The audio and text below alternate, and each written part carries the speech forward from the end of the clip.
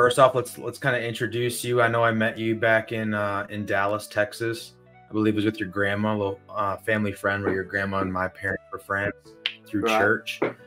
And I met you one night. We all went out to a baseball game. You found that I've mowed lawns, and we've kind of been in touch ever since. And so why don't you take the first minute or two and kind of introduce yourself, where you're at in the country, your age, what you're doing for business, kind of give us a rundown.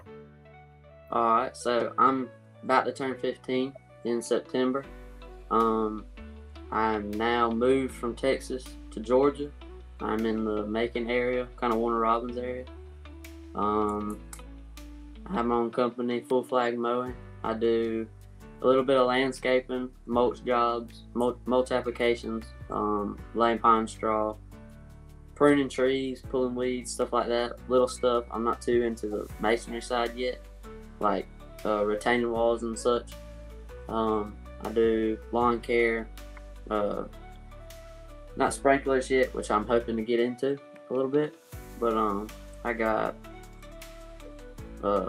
applying fertilizer, like spreading it.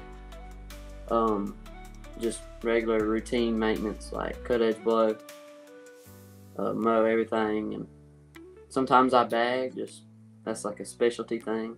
You want to pay extra, you get it bagged. But that's a little bit of what I do. Cool. And I know that you moved out to Georgia. Shoot, what was that? 2 years ago? Just about to be 3. 3 years ago. And you started off very small. Obviously, you're not even 16 yet. And I'll post a photo of kind of what you're rolling with here. It's pretty sick for being 15, man. And I'm assuming you kind of just do your neighborhood and maybe directly around your neighborhood. So there's a neighborhood there's 2 neighborhoods connected at the end of my neighborhood. So I'm allowed to go off in there, but any main roads that I have to go on, I'm not legally allowed to go on, and I haven't yet. Or I'm not gonna say yet, but I haven't ventured out into everything yet. But when I turn 16 and hopefully get a road legal vehicle, I'll venture out into more and more people outside of the neighborhood. Yeah, and I'll post a photo here, Kate, of what your setup looks like. You got a little side by side, or at least that's what I call them, a side by side pull on the trailer, and you're a perfect example of not like twiddling your thumbs. Like, you wanted to start a lawn care company. You're not even old enough to legally drive yet, and you're figuring it out. And so for anybody that's listening that is less than 16 or even older than 16, but you have an excuse of why you can or cannot do something, Cade, you're the perfect example of just put your head down and get after it. So I want to commend you on that. Let's kind of jump into some of the details of your company, so that way when you're spitting off these questions, I have some context. So I know that you're limited to how many customers you can have, but how many customers do you have for reoccurring mowing services? I have, I believe, 6 at the moment, and I think I had 8 at the end of last year. Okay. And are they weekly, bi-weekly? I have 2 of my yards that are weekly, and then I have the rest of my yards that are every other week, bi-weekly, twice a month. Gotcha. And what are you charging per cut? So I think I have an average of $48. That's our average in the area is 42, but I've averaged it out between all of my customers, and I have an average of 48. Gotcha. So you're doing about $750 a month ish in reoccurring revenue? Correct. Is that correct? Yes, sir. All right. And then outside of that, any project works, like you doing like mulch and pine straw and all that, how much revenue per month are you getting from that? So I don't really have many landscaping jobs. It's kind of just one-off kind of things that I do every once in a while. Like, somebody contacts me and I just do it. But I think for my last pine straw job, I charged $4 a bale to go buy it, or I didn't buy it. They provided it. I charge $4 a bale, put it out, and deliver it, I believe, because I had it at my house. Nice. Gotcha. So let's just say with like upsells, you're doing roughly, let's say 1,000 a month in revenue. Am I far off in assuming that? I'd say around 900. 900 a month. And then do you have any like equipment payments? Like, are you paying your parents back every month for something? So I was for my first 2 years here. I had a mower payment and a trailer payment, but all my handheld equipment, my weed eater, my stick edger, my backpack blower, like all my handheld, I had paid for cash up front. But I had, for the first 2 years, I had to pay off a $3,000 mower and a $2,500 trailer, I believe. Correct me if I'm wrong. But. Okay, cool. And then so as of right now, pretty much the only expense you'll have it would be gas. As of this year, I paid everything off at the beginning of it, and gas is my only one, and service kits, of course. Okay, so let's assume that gas is like 3% of your revenue. So you're almost 15 years old, and you're making $873 take home. Now, obviously, if you pay taxes, I don't know how to do that at 14, but $870-ish take home at 14, 15 years old per month. There's people out there that go work at Burger King, you know, get $8 an hour, and you're out there mowing lawns and kind of setting yourself up for success. So that's awesome. And really, you're only doing, let's see, that's 8. You're doing 16 lawns a month, if I'm right in that math. Let me think. Yeah, I think you're doing 16 lawns a month, and you're doing $870. And so, kudos to you, man. That's awesome. All right, so let's kind of get into some of these questions you have. So most of these are going to be just on like strictly about business, which I'm guessing is what this is for. But when should I expand into other services? For everybody listening, my advice here for Kate is going to be slightly different than what I would give other people, only because he doesn't have a truck, or you know, you have to have context here with the advice I'm giving. But let's assume that you have a truck, and let's assume you're 16, because you're going to ramp up to that. Personally, I don't think you should expand services until we're not expanding our services outside of mowing, weed control, and flower bed cleanups ever. That's just what we're not going to do.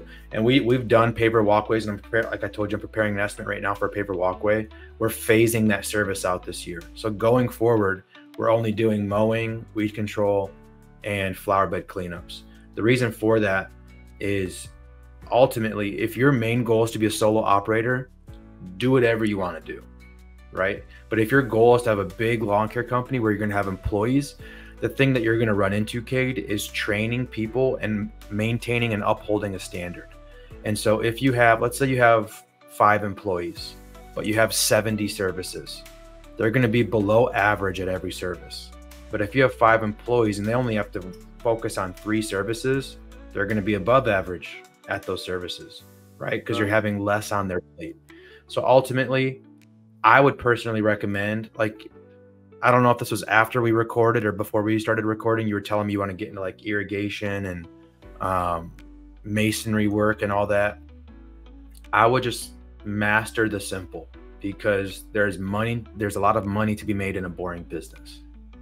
And ultimately, mowing lawns and making flower beds look good might not be as fun as like doing a whole irrigation project, right? But it ultimately is going to be more scalable, leading to higher profits in the long run. Okay. Any feedback on that, or any pushback, like any concerns at all? I think I'm good on that one. Cool. When should I hire my first employee? You should hire your first employee when your capacity is fully booked out. Ultimately, if you build your lawn care company to a point where it's kind of like a full-time gig, like when you get to the age where you're going to go to college, you can choose to go to college or not go to college. Listen to your parents. Don't listen to me. Like, you know what I mean?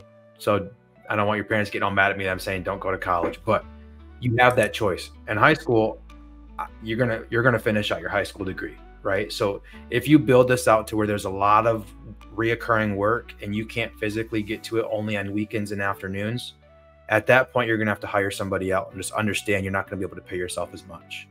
You're just trying to build that foundation. So as soon as I was gonna say retire, but as soon as you graduate from high school, you have a company that you can just jump into and work full time. So that would be my advice on when to get your first employee is if you have enough work throughout a day where you can't handle it on weekends and afternoons while you're in school. And it would kind of be like a part-time employee because you can also still get out there on weekends and afternoons while you're in high school.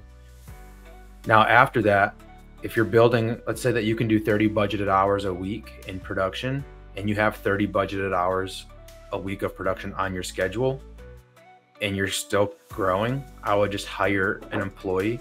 So that way you can train them to take over that route and you can focus your time on building up your own separate route.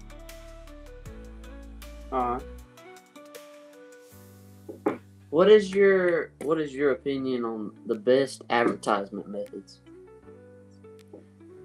It's going to be different for every single market, like every single geographical area. For us, I love door hangers. I think that they get, the best return. I also favor like scalability and simplification. So if I want to like do a bunch of Google ads or Facebook ads, I either have to hire a third-party company to do that for us, or I have to teach somebody in-house to do that if I were to somehow get hit by a bus and die, right? Somebody needs to be able to still run this business. Door hangers are simple, right? You print them out, you hang them up, and people call. And we're typically seeing in the spring rush, we get anywhere from like a 1% to 3% conversion rate. There for every 100 flyers we hang out, we get 1 to 3 customers. In the slow season, like right now, kind of getting into like a slow season here, maybe like a 0.5% of a conversion rate. So for every 200 flyers we hand out, we might get 1 customer. So would you say that door hangers are more effective than leaving a business card in somebody's weather seal? They both theoretically are the exact same thing, but ultimately you have limited real estate on a business card, right? You're typically only going to put your name, your phone number, your email, and maybe like, please call for a free estimate, something like that. On a door hanger, you can tell your story quickly on a door hanger through visuals or whatever. Your unique selling point, Cade, is that you are young and you are a go-getter. And Warner Robins, I think that's a pretty like well-off area in Georgia. So there's going to be a bunch of like 40-year-old families, like 40-year-old parents, right, that are just going to respect a go-getter. And that's ultimately going to allow you to get your foot in the door with a lot of people initially. And then people are almost going to find like pride in having you be their lawn care provider until the end of time. Like, this guy's been doing my lawn since he was 15, right? And so I think on a door hanger, you can't tell, or on a business card, you can't tell that story. But on a door hanger, you can. So you're thinking it's all about like a relationship between the customer? That's what you're going to want to ultimately do, but you can't build a relationship until you can prove your value. So you're not going to be able to build a relationship until you start offering services. Ultimately, what I would do is if you were doing a door hanger, I would put your face like right on the front of that thing. And you could say, hey, I'm Cade, I'm 15, and I'm the hardest working 15-year-old that you know. And I want to mow your lawn. And people are just going to sign up for that alone. I promise you. All right. How do you sell clients on other services other than just with like clients you have at the moment? How are you going to sell them on other services like, hey, I see some weeds in your yard or weeds in your flower beds. You want me to pull those for you? Shape up your bushes or trees or anything? Yeah. So this is a kind of a broad question, and I'll try to do my best to answer it to best please you, Cade. At your size of business, you have 6 customers. So each customer that you have, you probably have a relationship with those customers already. And so how you would talk to them is ultimately, if you do business the right way, is how you're going to talk to a huge contact list, like when you're a company of our size. So when we send out thousands of text messages, I want it to feel like that customer is getting a personalized text message from me, even though I'm sending out a mass text message. And so for your 6 customers, you got to say, hey, Mrs. Jones, I appreciate you having me mow your lawn, this year. I do notice that there's weeds in your flower bed. I could get that handled for you for $200, whatever that price is. And I'll make sure that I get that handled, before Monday morning or something. Right. And so you want to make it super personalized, where you notice a problem on their property, you present the problem, but more importantly, you present a solution, the price, and the timeline, and when you can get it handled. And then ultimately, they don't have to think about it too much. They already got all the information to make a decision. And when you grow your company and scale your company, Cade, the same thing applies. So like when we send out a mass text message to all of our database, I'll say, hey, this is Sam with Troops Mowing. I personally wanted to get this text message out to you and let you know that we could trim your bushes for $150. I'll make sure that I get that done before the end of the month. If you would like for me to reserve your place on our schedule, just reply with the word yes. And then all they have to do is say yes in a text message, and that's as good as an approved estimate. So it's the same thing applies. It just is like the scale and the size that you're reaching out to is a little different. So does that help answer your question? Oh, absolutely. That answers everything. Cool. How would you find the right employees? This has been a tough one. Ultimately, it comes down to qualifying people before they even get into an in-person interview. And so what we do is we ask specific questions in our job application, and if certain qualifications aren't met, we don't even ask them for an in-person interview. And then when they come into an in-person interview, what I want, how would I word it? I don't necessarily care if they've ever even touched a lawnmower before. And that's the reason of having simple services, is you can teach somebody to make tall grass short. Like you can just teach that. What you can't teach is the intangibles. You can't teach good eye contact. You can't teach respect. You can't teach professionalism. To a certain extent you can, but if somebody shows up to an interview and they smell like weed and their pants are sagging and they don't even look you in the eye and they just like are mumbling when they talk, if they talk like that to the business owner in a job interview, you should expect half of that when they're interacting with customers, right? And so ultimately, if they treat you as a business owner like gold, they're going to treat your customers relatively close to gold. And so ultimately, it comes down to a gut feeling for me on if I think that they would be good with customers, and I can teach them lawn mowing later. So it's all about customer respect. Or respect to the customer.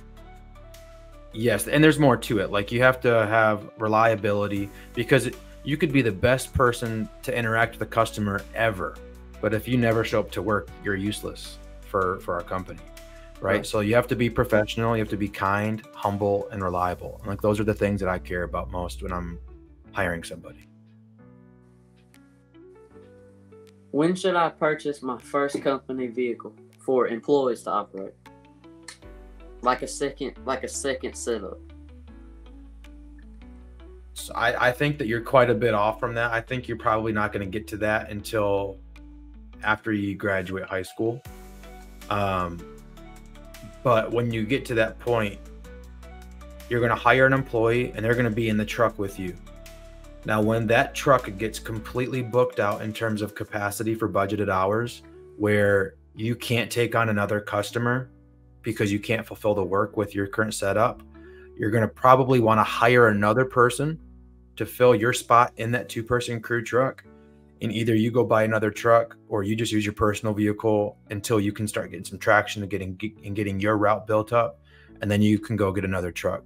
Now, if you're trying to prioritize profit, I would recommend just paying for that truck in cash, because then there's not like a monthly bill, over your head. But if you're going to be in massive growth mode, you're probably going to want to do a loan. So that way you can utilize the extra cash to just dump into marketing and fill up that capacity for the extra asset you just purchased as fast as possible. Well, I think that about answers all my questions. Yeah. I appreciate that feedback. And some of them I had no idea about. Some of them I had a little bit in the back of my mind. Like I knew kind of the answer, but it helped a lot. Awesome. Well, we do have a few more minutes, Cade. I want to keep this underneath 30, so it looks like we have about 9 more minutes. Right. I want you to start planning on what like your next year is going to look like. Right? So you're going to be 15 going on 16. You're probably going to be in a position where you can, buy a truck for your lawn care company. I would imagine that you would, if I know you well enough, I feel like you kind of want to like do it yourself and like you don't want handouts. So I would kind of set a lofty goal for next year. And a goal is only important when it's written down. And so I like to reverse engineer goals. And so for me, next year, our goal is to have a $1.9 million company a year. And so I say 1.9 million. How can I reverse engineer that? How many trucks do I need? How many employees? What does each truck need to do? Like I have to do all those things. And so, that's our goal for next year. And it's halfway through this year. So I'm already kind of figuring out what next year at the end is going to look like. And I have to make sure that I'm doing the right things currently to facilitate that goal being accomplished. So if you don't mind me asking, how many truck and trailer or just truck and rent rack setups do you have at the moment? We have 5 trucks, and that's not including my personal, and 5 trucks. And I think next year, let me pull it up.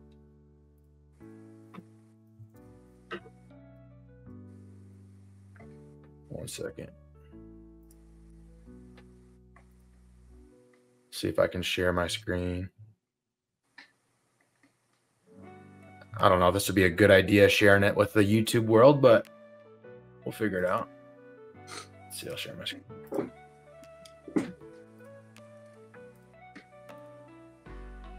All right, can you see this?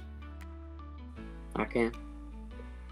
All right, so we currently have 2 locations, and whatever's highlighted green is what we're going to need for next year. So our main location, this year we'll probably do. Well, this year we're projected to hit $1 million between 2 locations, but this location is our second location, and they might only get 150 this year. But we need 1, 2, 3, 4 more trucks for next year. 1, 2, 3, 4, 5, 6, 7, 8 more employees for next year, and that's our goal. We'll have 3 locations doing mowing and flower beds, and then we'll have 1 location or 1 division doing weed control for all the locations. And so this basically, the reason I'm showing you this is not to pat myself on my back. It's just to let you know, don't just be nonchalant with your vision and goal for your company. Put it down on paper, or granted, this one's digital, but put it down so you can see it very clear, and you'll know exactly what you need to do. So it's I already started over here. It's we already have 60 customers for our weed control division. We just launched that last month. And I know each customer is going to get me $600 per year. So if I need $400,000 in revenue as the goal, I know that I'll need 667 customers. And if my customer acquisition cost is X, how much money do I need to spend in marketing to get those you have to break all those numbers down. Also, that's why it's important to know your data. So when you're doing door hangers, you're going to want to know how much each door hanger costs. So let's say that's 15 cents. And then you're going to want to know how many door hangers you can get out in an hour, and how much are you paying yourself per hour. So let's say you're paying yourself $15. And let me do some math.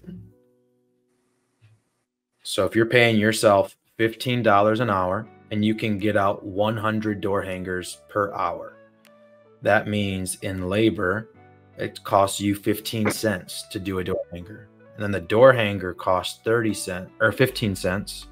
So the door hanger and the labor to hand out the door hanger is 30 cents per flyer, right?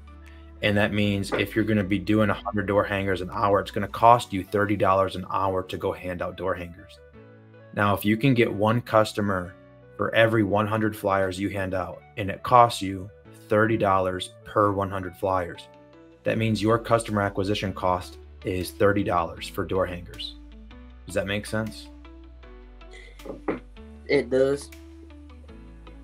And then so if you say, hey, I want 100 customers next year, and you know that your customer acquisition cost is $30, you take 100 customers times 30, that's $3,000 that ultimately you'll have to spend, although only half of that is the cost of the door hangers itself. That's how much you would have to spend to get 100 customers through door hangers. So that's why it's important to know your customer acquisition cost and every other metric in the business as well. But does that help? So you have 1.9 million next year is what you're planning for? That's the goal. Yep. From all three of your locations and your new weed control? Yep. So this one's our established location currently. We want to keep that at 800,000 a year for the rest of time. And a question you might have for me, Kate, is like, why don't you want to grow that location? It's because if I can keep that at $800,000 a year, but I can raise prices year over year, and ultimately I'm going to lose customers, but I'm going to gain customers at a higher hourly rate. The top line will never change, but my profit will always increase incrementally. Where if I keep trying to grow this location to 2 million, 3 million, I'm forever going to be growing, and growth is going to take a lot of cash. But if I can just say, hey, I never have to buy another truck, I never have to buy another mower unless mowers start to go out. So maybe I'll buy some mowers, but I don't have to buy the expensive things, and I don't have to spend money on marketing. I don't have to spend money on, the customer acquisition cost, because all of my organic SEO with Google and Facebook and everything is just happening. I no longer have to spend money on marketing, and ultimately that would be a cash cow. And then the second location, this would be the second year, goal's 500,000. I think they're going to hit that. And then for a first year location, 200,000 is super doable, especially if you have the right general manager in the seat. And so between all that puts us at 1.5 million. And then if we get our weed control division to 400,000, which I think is doable, that puts us at 1.9. That's amazing to hear. I remember when you were one truck, one trailer, one mower, 2 guys. That's it, man. It's all God, bro. I just got to I put my faith in God, and I think this is his will for my life is just to do this ultimately so that I can share Jesus with my employees and with my customers. And God's been blessing our company, man. So I think if I could give you one piece of advice, it would be to pray and have God be your CEO, and you're following his guidance. Well spoken. Yes, sir. Well, I got one more minute here, brother. So you got any last questions at all before we hop off? Why did you start using the Skag V-Rides? What got you to buy your first one? Ultimately, the reason that I bought my first Skag V-Ride is different than the reason I buy them now. And also, when I say Skag V-Ride, I'm not like super tied to brand. Like it could be any stand-on mower. Only reason we use Skag because the dealer closest to us sells Skag. That's the only reason. But the reason why I started using a stand on it, I had an employee. This is when I was my first year in business. I had an employee, and we built up the business big enough to where 2 people could handle like yards with push mowing. Like one person's string trimming, the other person's using a push mower.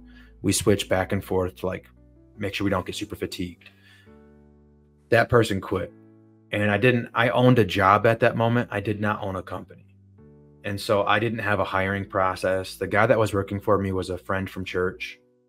And I was like, oh crap, I have way too much work for me to go out and push mow lawns all by myself. And so I ultimately bought a stand-on mower so that way I could save the fatigue on my feet from pushing all day and get a few more lawns in throughout the day. So it was kind of like a productivity trick or hack that I did. But now I kind of use that same mindset where I want to save that fatigue for my guys, because I feel like if I had them push mow all day, every day, they would quit sooner than they might quit with a stand on. Right. Or they would call off work more often because they don't want to go push mow in the heat. And so ultimately, it's just a way for me to keep my employees happy and making sure that we're, efficient on every lawn. All right. Yes, sir. Well, hey, man, I appreciate you jumping on here, Cade, and I think you're going to kill it, man. I'm super excited for people to listen to this coaching call and hopefully get some inspiration from a 14-year-old getting out there and getting after it. If you had to give one piece of advice to somebody wanting to start their lawn care company, Cade, what would you give them? I would say don't hesitate to do it. I feel like everybody says that, but I would say don't hesitate to do it and don't stop. Heck yeah. That's about the best words I can think of. That's good, man. That's good. And no better person for that advice to come from other than yourself. So I appreciate it, Cade, and keep in touch. All right. I appreciate you, Sam. Have a good day. All right. You too, brother.